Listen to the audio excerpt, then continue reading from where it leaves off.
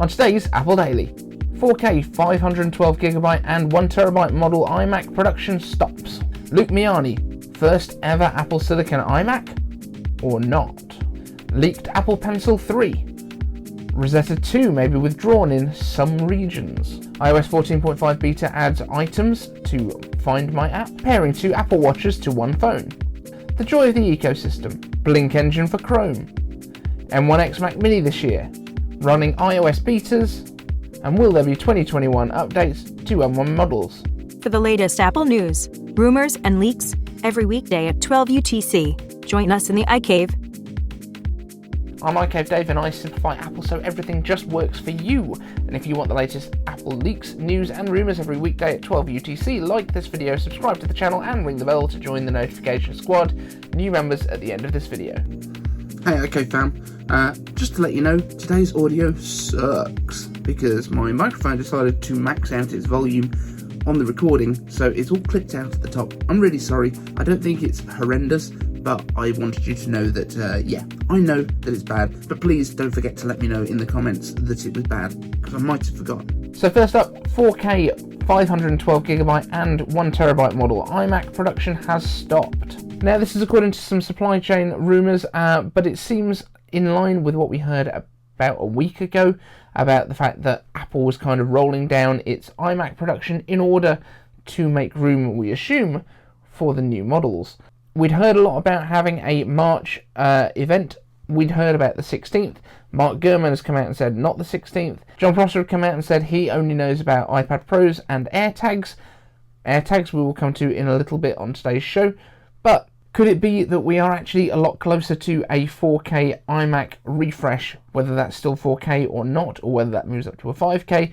We are expecting to get bigger displays. We're expecting to get the M1X chip, and we are expecting probably to get a boxier, more iPad Pro-like design language, as well as probably improvements to the FaceTime camera, and who knows, could we get Face ID? Probably not at this point, but it would be amazing if we did. And on the subject of Apple Silicon iMacs, Luke Miani, YouTuber extraordinaire and one of probably my favourite YouTubers for tech on the platform, has built what he called the first ever Apple Silicon iMac. So he basically took an M1 Mac Mini, he stripped all of the casing off of it, he took his 2011, I believe it was, 27-inch iMac, which is the thicker one that had the optical drive inside it originally.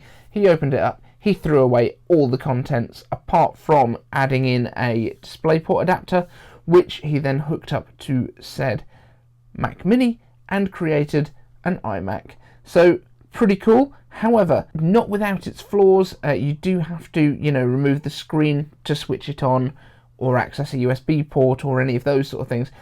So not perfect, but it's certainly getting there, and it was using the cool display from the 27-inch iMac, which is just a great display. It's exactly the same as the one I have on mine over here, although mine is the thinner chassis. The only part that I take any issue with is saying it's the first one. Now, he didn't manage to get the camera working, he didn't manage to get any of the I/O working at the back. I don't think he actually tried, but he didn't. Mac Repairman on YouTube, who has a solid 20 subscribers, has put out a great video earlier in January, which he uses a G5 iMac with an M1 from a Mac Mini inside it, and has it all working, I think. I'm not sure about the camera, but he definitely had I/O working on the back, he definitely had everything else on the go. So, sorry Luke, you're not the first, you might be number 2 though.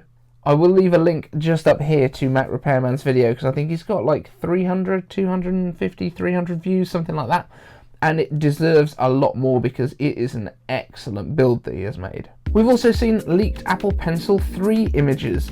Now, these Apple Pencil 3 images, I saw them on Twitter. I believe they're on a few of the big main Apple news sites that we all follow. But they're all talking about whether it is shorter or fatter, because it's very difficult to tell from the image which one it is. My money would be on shorter because it would tie in perfectly with an Apple Pencil that would work with iPad Mini. So with the current iPad Mini, the Apple Pencil would pretty much take up the whole side. With this one, it's slightly shorter, therefore probably fits a little bit better. Now, I'm not sure if that is a design that's being rolled out across the range to replace the Apple Pencil 2, which is this one, But if that is the case, then I don't know how popular it will be, because I think people do actually quite like to have the longer kind of full-size pencil feel to it. Now, all of the rumours we've been seeing recently have been talking about the iPad mini keeping kind of the same design that it currently has, but just getting a bit bigger. So that doesn't quite fit in with what we've been hearing, but you never know with these things. My money would be on it being more like the iPad Air kind of design language, which just makes a lot of sense, having the flat sides, and then you can charge an Apple Pencil on the side of it. So that's where my money is. I think it is shorter, not fatter, and it's shorter so that it will stick to the side of an iPad mini. It also appears to have interchangeable tips. Now, I'm not 100% sure if this is going to be along the lines of what we've been talking about with the colour sensor in the tip, or whether it is more for different textured tips so that you don't have to get covers for them. Like all of the Apple Pencils, as far as I know, have a replaceable tip because they do wear out, but this seems to be a little bit further than that and more into replacing the tip that you have in there already. And in a very strange rumour, Rosetta 2 may be withdrawn in some regions. This is from code that has been found in the Big Sur 11.3 beta, and it basically includes a message that the Rosetta, which allows you to run Intel based x86 apps on your Apple Silicon Mac, may be withdrawn in certain areas. Now, I thought this might be something to do with export controls and the fact that sometimes software is a difficult thing to be able to actually export because of different uses that it could be used for. It actually seems like this is Intel who have made some threats to Apple in a blog post.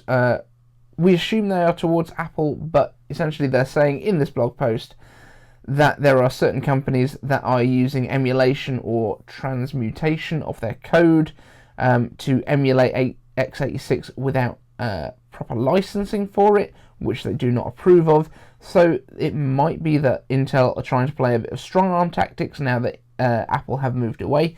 And every single time I hear about Apple and Intel not getting on, it makes me think more and more that when I said in November that we are not getting any more Intel Macs, that I was right. Now, I don't even think that the proposed Mac Pro that we were hearing about, that was going to be the last of the Intel Macs, I don't think that's coming. I don't think there is going to be anything else with Intel included anymore.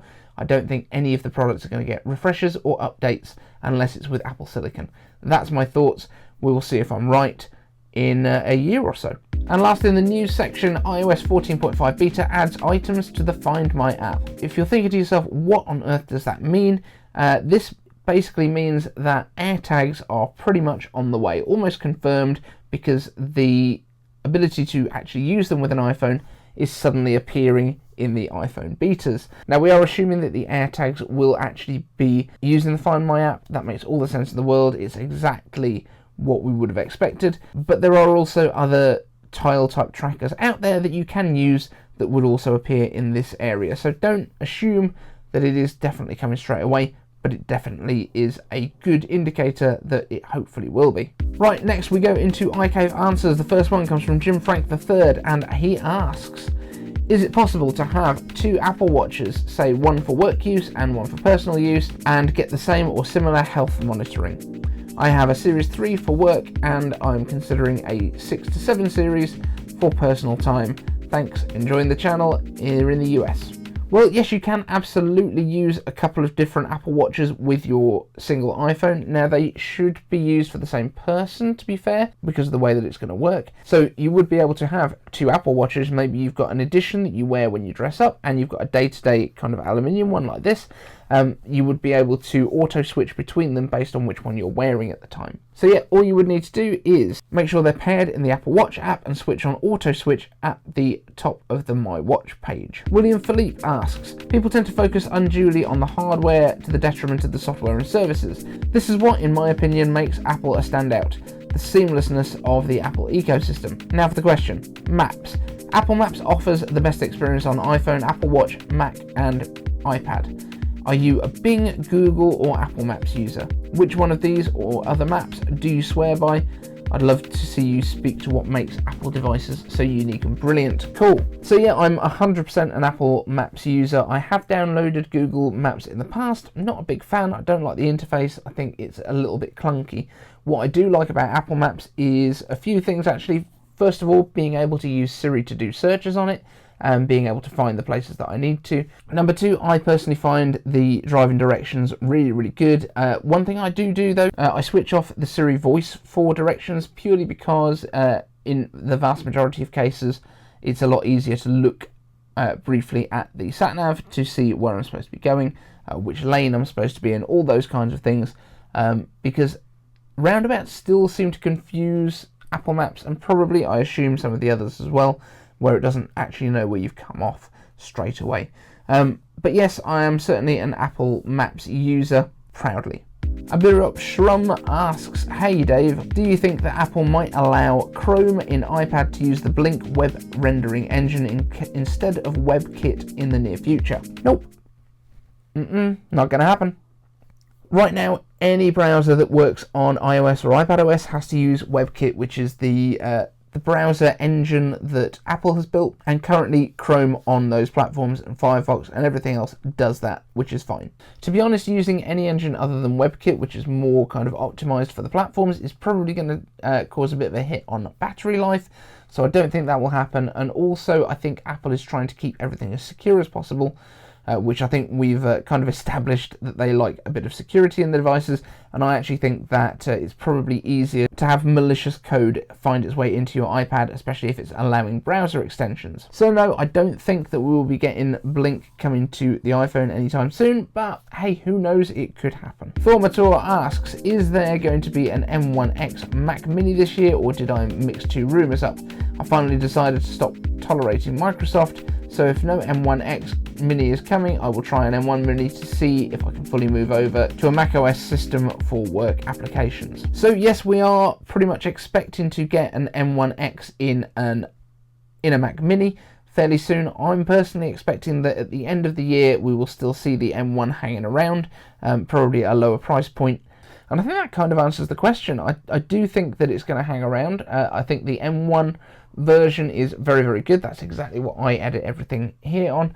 That's what we're using. But yeah, we're definitely expecting to see it this year, I think. But I understand where you thought you might be getting confused, because we were talking about the Mac Pro Cube a few days ago, which looks a lot like stacked up Mac Minis, which is probably fine, but they seem to be quite well stuck together.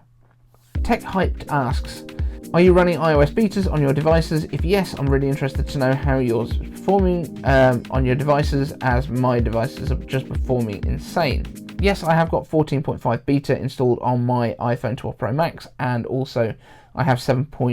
Whatever it is on my Apple Watch, and I've got those two because then I can do the with mask Face ID, which is really, really handy, I found out today. Now in terms of performance, I haven't really got to the point of doing kind of benchmarking or really kind of testing it performance wise, but everything seems to be absolutely fine, and it's always performed quickly anyway, so maybe I just wouldn't notice regardless. But yeah, no problems with it at all. Next up, Vinny Spider asks, will there be a refresh again in 2021 on 13-inch MacBook Air and 13-inch MacBook Pro? Or will the 14-inch MacBook Pro replace the 13-inch base MacBook Pro, as it's having the same chip as the MacBook Air? Okay, so with M1, I think we can start to forget which chip is in these different things and look more at what performance and what you actually get out of it. So I don't think having a MacBook Pro with the same chip as a MacBook Air is going to make any difference to them at all.